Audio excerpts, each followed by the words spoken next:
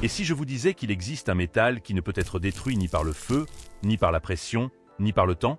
Un matériau sans lequel l'aviation s'arrêterait, les lumières s'éteindraient et les moteurs spatiaux cesseraient de fonctionner. Et pourtant, il est si rare que le monde entier se bat pour chaque gramme. Mais voici le plus surprenant. À la fin de cette vidéo, vous découvrirez un secret sur le tungstène que l'industrie dissimule et dont presque personne ne parle. Quelque chose qui bouleversera votre compréhension du métal, qui maintient notre civilisation debout. Le tungstène est un véritable phénomène d'ingénierie. Ses propriétés uniques nous permettent de repousser les limites du possible en technologie, des profondeurs souterraines jusqu'aux confins de l'espace. Son histoire est celle de l'endurance et d'une résistance incomparable.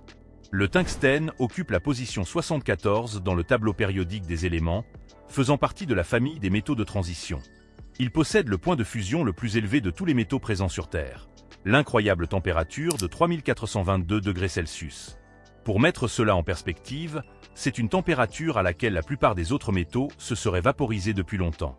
De plus, le tungstène possède la plus haute résistance à l'attraction de tous les métaux purs, et ce à des températures dépassant 1650 degrés Celsius. Il est incroyablement dur et dense, ce qui le rend irremplaçable pour les applications exigeant une résistance maximale à l'usure, à la déformation et aux températures extrêmes. Le tungstène n'existe pas à l'état pur dans la nature. Il est extrait de minerais, les plus courants étant la wolframite et la scheelite. La wolframite est un composé complexe de fer, de manganèse et de tungstène, tandis que la scheelite est du tungstate de calcium. Ces minerais, cachés profondément dans la croûte terrestre, constituent la matière première pour tous les traitements industriels ultérieurs. Les principaux producteurs mondiaux de tungstène comprennent des pays comme le Vietnam, la Chine, la Russie et le Canada, qui détiennent des réserves importantes de ce métal stratégique. Le processus d'extraction du tungstène représente une séquence complexe d'opérations minières et métallurgiques. Tout commence par l'exploration et l'extraction du minerai depuis des mines souterraines ou des carrières à ciel ouvert. Les géologues utilisent diverses méthodes pour identifier et évaluer les gisements de minerais de tungstène.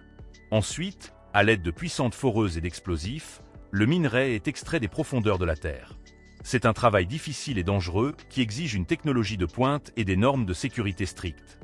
Des milliers de tonnes de minerais sont remontées à la surface chaque jour. Après l'extraction, le minerai est acheminé vers une usine de traitement. Là, il traverse plusieurs étapes pour séparer la précieuse wolframite ou scheelite des autres roches. D'abord, le minerai est broyé dans des concasseurs et des moulins jusqu'à obtenir une poudre fine. Puis diverses méthodes d'enrichissement entrent en jeu. Séparation gravitationnelle, séparation magnétique et flottation. Ces processus produisent un concentré contenant 60 à 70% de trioxyde de tungstène, qui constitue une forme intermédiaire. Le concentré est ensuite traité dans des usines métallurgiques pour extraire le tungstène pur. C'est un processus chimique complexe qui peut impliquer la lixiviation alcaline, la précipitation de paratungstate d'ammonium et sa calcination ultérieure pour produire de l'oxyde de tungstène. L'oxyde de tungstène est ensuite réduit en tungstène métallique en le chauffant dans une atmosphère d'hydrogène à des températures allant de 1100 à 1800 degrés Celsius. Le résultat est une poudre fine de tungstène qui constitue la base de tous les produits ultérieurs. À partir de cette poudre, par fritage, on forme des tiges de tungstène, des barres et d'autres ébauches. La poudre de tungstène est comprimée sous haute pression dans la forme souhaitée, puis fritée à des températures extrêmement élevées dans une atmosphère d'hydrogène. Cela permet aux particules de poudre de se lier ensemble, créant un matériau dense et résistant. L'une des applications les plus critiques consiste en la fabrication de carbure de tungstène. Un matériau vraiment extraordinaire. Ces alliages combinent le tungstène avec du carbone, plus du cobalt ou du nickel comme liant, créant l'un des matériaux artificiels les plus durs sur Terre. Ils sont utilisés pour fabriquer des outils de coupe, des forêts, des fraises, des plaquettes de tours capables de trancher les métaux et alliages les plus durs. Sans les carbures de tungstène, la fabrication moderne, le travail des métaux et l'extraction de pétrole et de gaz s'arrêteraient net. Un seul kilogramme de tungstène peut devenir un forêt capable de percer des milliers de mètres de roche. Voilà ce qu'on appelle de l'efficacité. Le tungstène est également largement utilisé dans les applications militaires pour les munitions perforantes et les noyaux de balles. Grâce à sa densité et sa dureté extrême, les alliages de tungstène possèdent des caractéristiques de pénétration exceptionnelles, offrant une efficacité dévastatrice contre les blindages. Il est également utilisé dans les plaques de blindage lourdes et les contrepoids. Dans l'électronique et le génie électrique, le tungstène est indispensable. Il sert à fabriquer des filaments dans les ampoules à incandescence, des électrodes de soudage, des contacts électriques et d'autres composants nécessitant une haute résistance à la chaleur et une conductivité électrique. En raison de son point de fusion exceptionnellement élevé, il est utilisé dans l'industrie aérospatiale pour les pièces exposées à des températures extrêmes. Les alliages de tungstène haute température sont utilisés dans les moteurs à réaction, les turbines et d'autres dispositifs fonctionnant sous chaleur intense. L'alliage avec le tungstène augmente la résistance thermique d'autres métaux. En médecine, le tungstène est utilisé dans la fabrication de tubes à rayons X grâce à son numéro atomique élevé, qui bloque efficacement les rayons X. Il est également utilisé dans les blindages contre les radiations, similaires au plomb, mais avec une toxicité bien moindre. En outre, le tungstène sert à fabriquer des ballasts et des contrepoids dans les voitures de course, les avions et les yachts grâce à sa densité incroyablement élevée. C'est même un composant dans certains bijoux, en raison de sa dureté et de sa résistance aux rayures. Le tungstène est l'un des éléments les plus rares de la croûte terrestre, ce qui rend son extraction et sa production particulièrement précieuses. Les réserves mondiales de tungstène économiquement viables à exploiter sont estimées à environ 3 à 3,5 millions de tonnes. Cependant, si l'on prend en compte les ressources potentielles qui n'ont pas encore été explorées, le volume total pourrait être considérablement plus élevé. C'est évidemment bien moins que les réserves de métaux comme le fer ou l'aluminium, ce qui souligne vraiment sa valeur stratégique. La production mondiale annuelle de tungstène, mesurée en tonnes de métal pur ou d'équivalent oxyde de tungstène, fluctue, mais ces dernières années, elle se situe quelque part entre 85 000 et 100 000 tonnes métriques par an. Ce chiffre inclut à la fois l'extraction primaire des minerais et le recyclage, qui devient de plus en plus important. Imaginez ceci. Vous pourriez prendre un outil usé qui a déjà rempli son rôle et le transformer à nouveau en quelque chose de tout neuf, sans dépenser l'énergie et les ressources nécessaires pour extraire du minerai à partir de zéro. C'est exactement ce qui se passe avec le tungstène. Le recyclage du tungstène est l'un des processus les plus avancés et efficaces parmi tous les métaux. Selon diverses estimations, jusqu'à 40% de tout le tungstène consommé dans le monde provient de matériaux recyclés. C'est un chiffre énorme. Cela montre à quel point ce métal est précieux et combien il est économiquement sensé de le recycler. Mais alors d'où provient le tungstène usagé? La principale source de matières premières secondaires pour le tungstène est bien sûr les outils au carbure usé. Ces mêmes outils de coupe, forêt, fraises fabriquées en carbure de tungstène. Après une utilisation intensive, ils s'usent, perdent leurs tranchants ou se cassent. Au lieu de les jeter à la poubelle, ils sont collectés et envoyés vers des usines de recyclage. D'autres sources incluent les ferrailles contenant du tungstène, les déchets restants de la fabrication de produits en tungstène, ainsi que certains contacts électriques et fils. Le tungstène recyclé est nettement moins cher à produire que le métal primaire car il élimine les étapes coûteuses et énergivores de l'extraction du minerai et du traitement initial. Le recyclage réduit considérablement l'empreinte environnementale de la production de tungstène. Il minimise le besoin d'opérations minières, réduit la consommation d'énergie, diminue les déchets industriels et abaisse les émissions de gaz à effet de serre. Cela rend la production plus écologique et responsable. Maintenant, une question dérangeante se pose. Comment un métal aussi indispensable peut-il être aussi dangereux pour l'équilibre mondial? Sans le tungstène, pas d'aviation moderne, pas d'armement avancé, pas d'industrie lourde, pas de conquête spatiale. Mais avec lui, une dépendance extrême, des tensions géopolitiques et une course silencieuse aux ressources que peu de gens comprennent vraiment. Le tungstène est-il un pilier du progrès ou une bombe stratégique à retardement? Le débat est ouvert en commentaire. Donnez-nous votre avis. Si ce documentaire vous plaît, alors n'oubliez pas de mettre un like, de vous abonner et d'activer la cloche pour ne manquer aucun de nos contenus. Mais ne partez pas encore, ce n'est pas tout. La suite de cette vidéo sera tout aussi passionnante. Alors restez avec nous jusqu'au bout.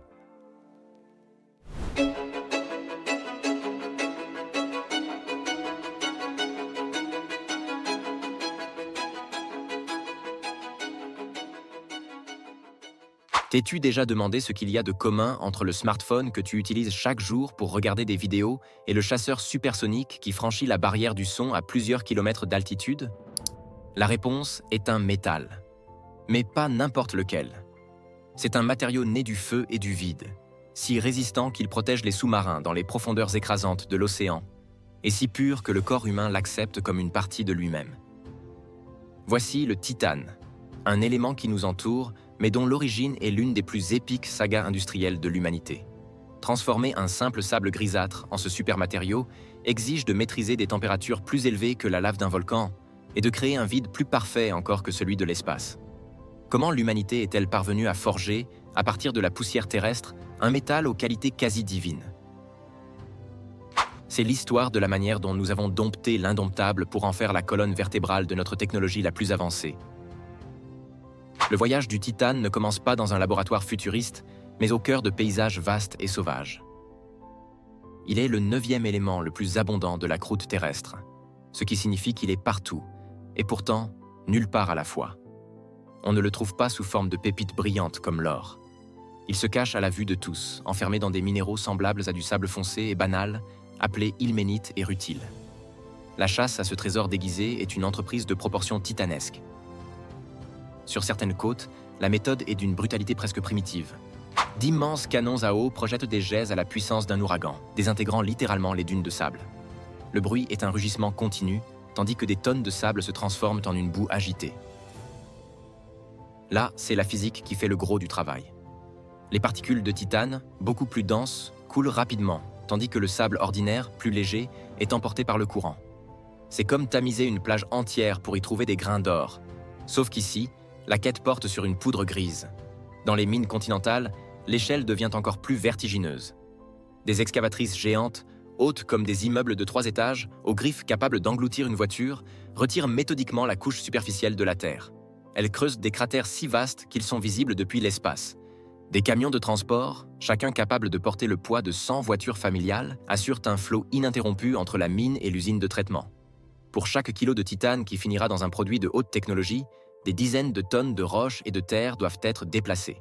C'est un effort herculéen, consommant des quantités colossales d'énergie et d'eau, tout cela pour convaincre la Terre de livrer l'un de ses secrets les mieux gardés. Une fois extrait, le minerai brut n'est encore qu'un mélange chaotique de sable, de gravier et de précieux minéraux de titane. Commence alors la phase critique de purification. Un processus à plusieurs étapes, semblable à retirer, couche après couche, l'armure d'un ancien guerrier pour révéler le métal pur en son cœur. La première étape est la séparation par gravité. Imagine secouer un bocal rempli de sable et de petits cailloux. Les plus lourds tombent au fond. Maintenant, transpose cette idée à des bassins grands comme des piscines olympiques, où la boue minérale est brassée sans relâche. Le titane, plus dense, s'enfonce, tandis que les impuretés légères sont évacuées. Ce qui reste est déjà bien plus riche, mais encore loin d'être pur. Vient ensuite la force invisible du magnétisme. Le concentré passe sur des tapis roulants sous d'immenses électroaimants, si puissants qu'ils pourraient soulever une voiture. Ces aimants agissent comme un peigne ultra fin, arrachant chaque particule de fer qui aurait pu se mêler au minerai. Le fer est l'ennemi mortel du titane. Une trace infime suffirait à compromettre un lot entier. Enfin, l'étape la plus subtile, la flottation. C'est une véritable alchimie chimique. Le concentré est mélangé à de l'eau et à des réactifs spéciaux dans d'immenses cuves. Ces produits possèdent une propriété fascinante. Ils s'accrochent aux impuretés comme la silice, mais ignorent totalement le titane. De fines bulles d'air sont ensuite injectées. Les impuretés, enrobées par les réactifs, s'attachent aux bulles et montent à la surface, formant une écume que l'on racle et jette. Ce qui reste au fond est une poudre sombre et dense. Avec plus de 90% de dioxyde de titane pur, cette simple poussière grise devient désormais une ressource stratégique prête à affronter le feu. Chaque étape est une bataille pour la pureté, où la moindre erreur peut tout compromettre. Nous avons désormais une poudre d'une pureté exceptionnelle, mais ce n'est encore qu'une promesse de métal. Pour lui donner corps et force, il faut un rituel de feu et de chimie. Un procédé si ingénieux qu'il a révolutionné la métallurgie, le procédé Kroll. Ce processus ne se déroule pas dans des fours ouverts, mais dans d'immenses réacteurs d'acier scellés, véritables coffres-forts industriels. À l'intérieur, l'atmosphère est saturée de gaz argon, car le titane chaud est si réactif que même l'air pourrait le contaminer. On chauffe d'abord le dioxyde de titane à près de 1000 degrés Celsius, puis on l'expose au chlore gazeux. Cette réaction le transforme en un liquide, le tétrachlorure de titane. Vient alors le moment magique. On introduit du magnésium fondu, un métal encore plus réactif. Une véritable bataille atomique s'engage. Le magnésium arrache les atomes de chlore, libérant ainsi le titane pur. C'est une danse chimique où un métal se sacrifie pour en libérer un autre. Pendant des heures, le titane se dépose lentement sur les parois froides du réacteur. Lorsque le processus s'achève, on découvre non pas un lingot brillant, mais une masse grise, poreuse et étonnamment légère, rappelant une éponge ou un morceau de corail. Ce métal, c'est l'éponge de titane, rugueux, fragile et plein de cavités. Mais c'est sa naissance. C'est la première fois que le titane revêt sa forme métallique. Encore imparfait, brut, mais déjà vivant, le cœur du supermétal commence à battre. L'éponge de titane doit maintenant subir son ultime purification, dans un environnement imitant le vide spatial, le procédé de refusion par arc sous vide, ou VR. C'est cette étape qui élève le titane au rang de supermatériau. L'éponge est broyée, nettoyée de tout résidu de sel, puis compressée sous des milliers de tonnes en un bloc dense servant d'électrode géante. Cette électrode est suspendue dans un four de cuivre hermétique, d'où tout l'air est aspiré pour créer un vide presque absolu. L'oxygène est le pire ennemi du titane. À haute température, un seul atome pourrait le rendre cassant. Alors, le spectacle commence.